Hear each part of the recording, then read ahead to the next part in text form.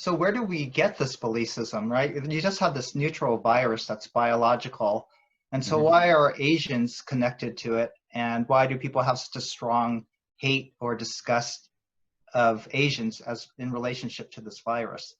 And for me, I think it's all about how politicians have created the linkage between um, coronavirus with Chinese people. By insisting on using the term Chinese virus, it creates that association for people.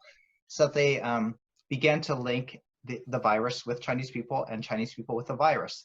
If it gets repeated enough, and especially if you see a lot of media representations about the coronavirus and Chinese people in masks, time and time again, those representations chemically seal that association in your mind. So it becomes part of your schema.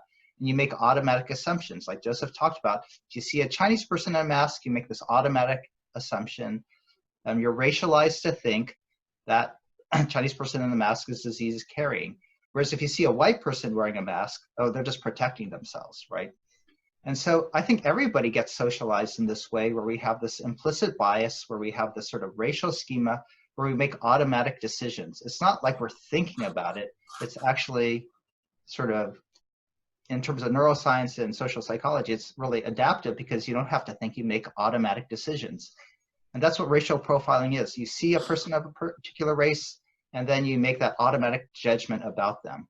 And then you go, if you see them as a threat, then you go into flight or fight mode. So we're fleeing Asians or fighting Asians. And I think that's what's happening. And it happens to all of us. It's not just white people. Asians are also shaped by this racial profiling process. And I think I do.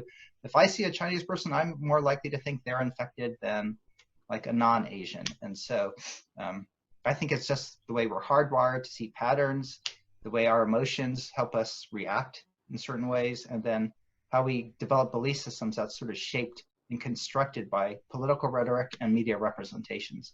So I really do blame political rhetoric for opening the door to this hate by licensing this hate and inciting it, actually.